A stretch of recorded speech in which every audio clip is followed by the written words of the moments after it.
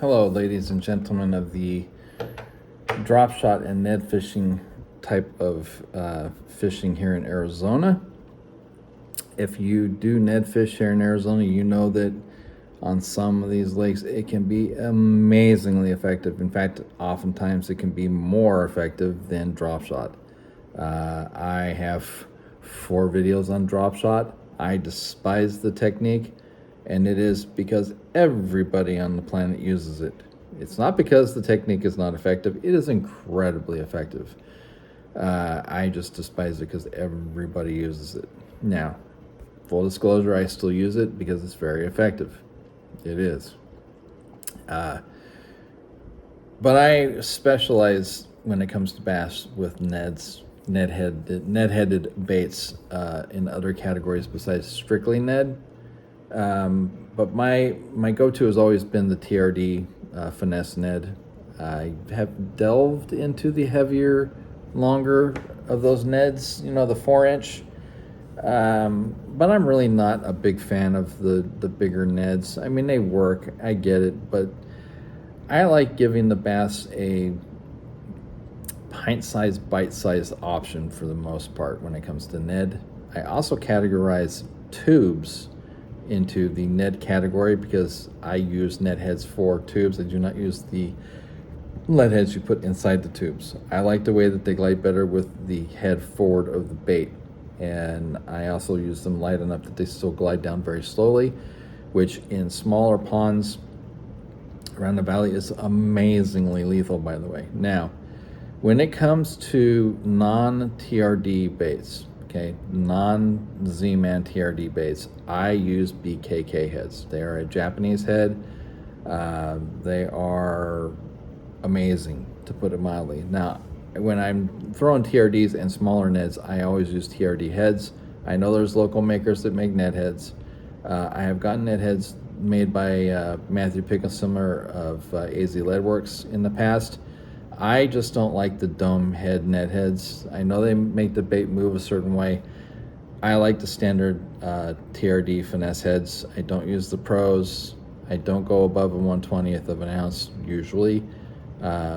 Sometimes I'll go to a 10th if I feel it's necessary. And if it's BKKs, I do 1/16th and 1/8 max. And that depends on the bait, and it depends on how deep.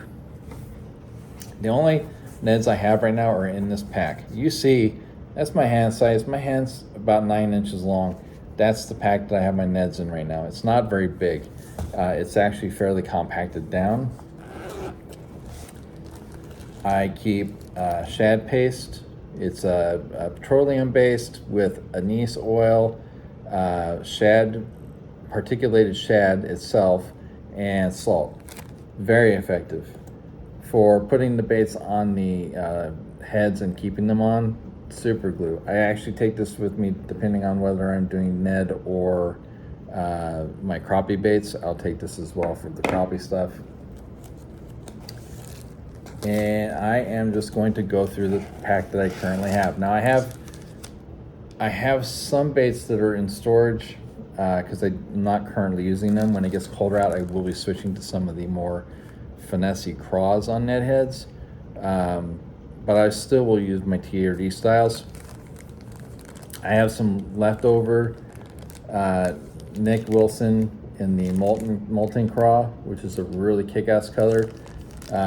One of them in particular has a 1/8 BKK head. Notice the bigger hook than typical. It is a 1/0 head. This 1/16th and the 1/8 both have a 1/0. If I'm looking for that more natural look, I like the Rains. And another video I had on BFS, Ned and BFS, I've kind of explained some of this too. But I'm just right now talking about Ned in general. And I'm probably going to get into a couple things. Now, here's the tubes. This is why I wanted to bring this into play, because I am using the 2 to 3 inch tubes, usually max size. These were given to me by a friend. This one is one of the 1/16th BKKs. See, it's very minimal here, but there's also a collar here. They are tungsten. It is a 1/0. Falls very, very slow, okay? I also have another set and have the regular TRD head, which falls even slower. But the difference is this will dart around kind of erratically when you retrieve it. Because of the flat head nature of this one, it will track truer.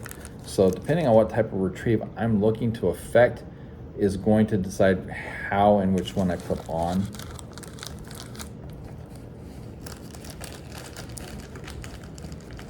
Excuse me for a second. I know you're looking at my plant version of an alien egg. Yeah, there is a story behind it, just like with every other tattoo I've ever gotten.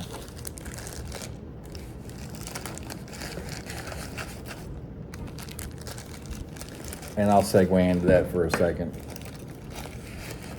before I get into the rest of this pack. Okay, so this is it's in here pack. This is a veggie version of an alien egg, and even had like the little pieces there.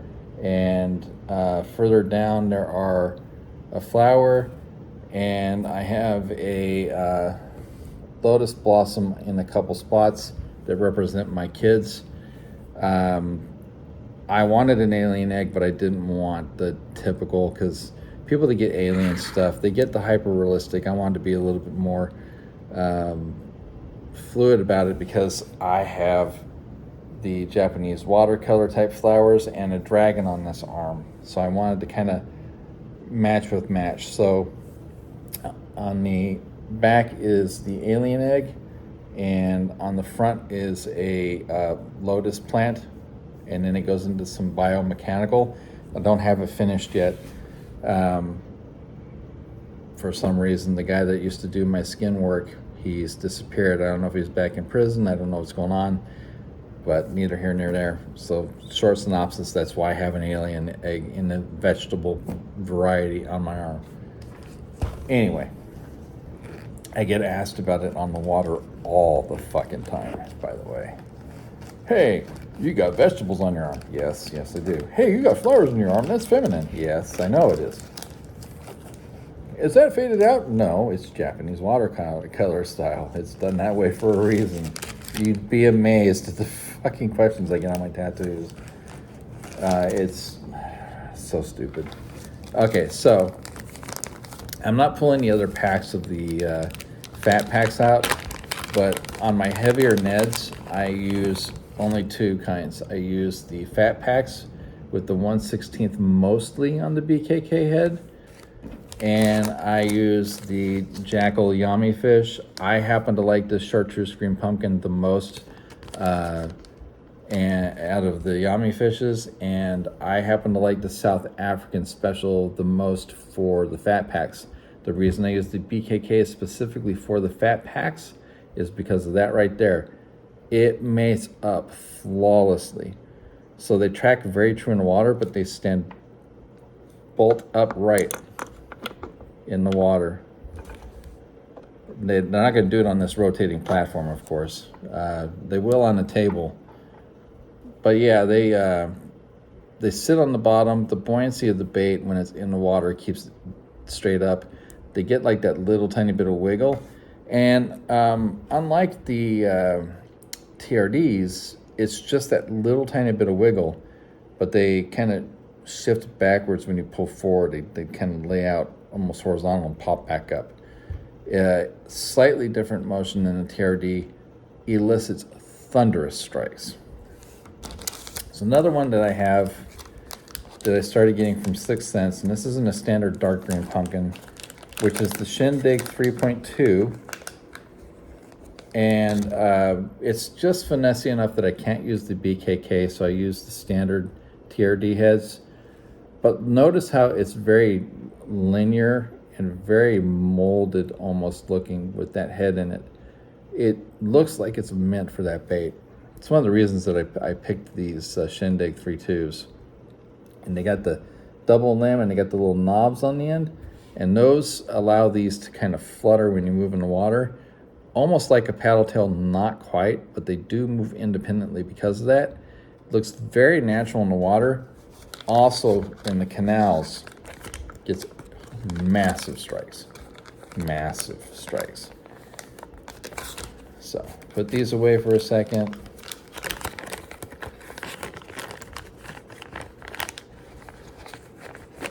All right.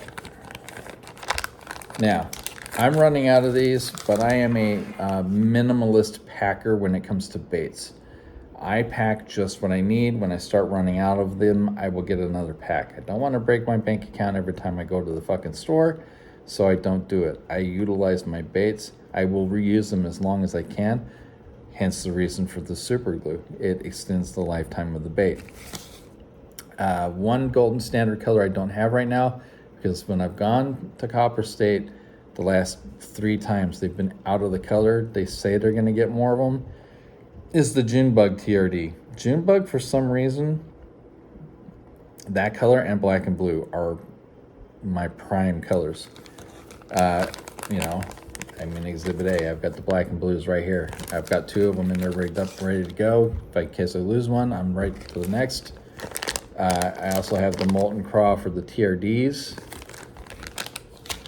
And I have the, you know, obligatory finger in the butt color. The surprise finger in the butt. It's what I call the flamboyant colors that catch fish when nothing else does. The other one I like for that is the white with silver flake. I can't remember what it's called, but it's very, very sparkly. Works really good for active bass in clear water. So the reasons for the lighter BKKs and the TRD heads. I tend to make very long casts with my nets, unless I'm on a canal. But I tend to keep the heads as light as possible, whether there's wind or not, because when I get to the canals, I want the fall rate to be as slow as possible and to go with the current as easily as possible. Because what I'll do a lot of times, I'll look for anything. Hey! Chill it out. Excuse me, my cat was chewing on something. I don't want my roommate's furniture tore up. Anyway, he's usually really good too. That's why it pisses me off. So what I'll do is anything that's shade oriented, anything that's in the water, like say shopping carts, rocks, whatever somebody may have thrown in, because it happens in our canals because people are fucking ghetto. The metal staircases, the concrete staircases, the bridges that go across the canals, the causeways, the drop-offs, all of those things. I'm a big guy, but I will walk 4 to 6 miles in a single session on the canal, and I will hit every bit of that structure along the way, because I know there's that one opportunity, no matter what, somewhere along the line, that I'm going to get hammered. And in the canals, even with the visibility not always being that great, the bass feel that bait. They're naturally inclined to search out baits because they're in moving water all the time. So it's a little bit different than a pond or a lake. So that's why I do that, and I have very great effectiveness at that. Now, I took a hiatus from bass fishing for a while because I wanted to concentrate on crappie and panfish, but I am starting to do both again. Just needed to take a break from crappie, still do crappie fishing when I want to, but also be on the bass, because now we're getting to that point where it's going to start dropping in temperature and the bass are starting to turn on, which I love. Now, on the ponds, same difference with the canals, only difference is they don't have a lot of current like the canals do. So I look for any current I can find, regardless if there's shade, structure or not. I don't care. If there is current, there's going to be some there. A lot of the ponds I know very well, so I know where there's structure and cover on the bottom. So I keep that in mind when I go. Some other reasons I stopped fishing the ASU ponds, because every time I throw a Ned, I get all the vegetation in the world on it, and I'm just effing sick of it. So I stopped. Fluke fishing on there, yeah, I can handle that because it stays suspended.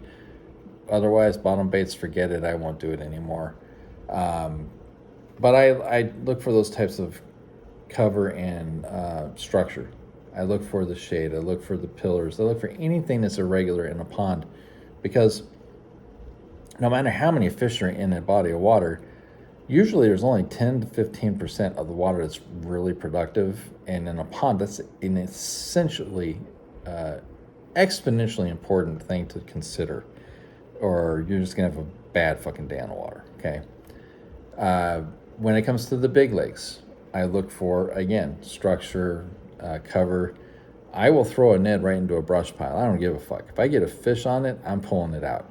It's that plain and simple. Anything that's rock oriented, anything that's dock oriented, and this translates into crappie too, and panfish, by the way. Because I'll tell you what, the Scorpion Bay dock, even when it's sitting down and you can't fish on it, that's still cover. All those big ass boulders on Bartlett, that's cover. The reeds on Canyon, that's cover. The Boulder recreation site dock, the whole thing is cover.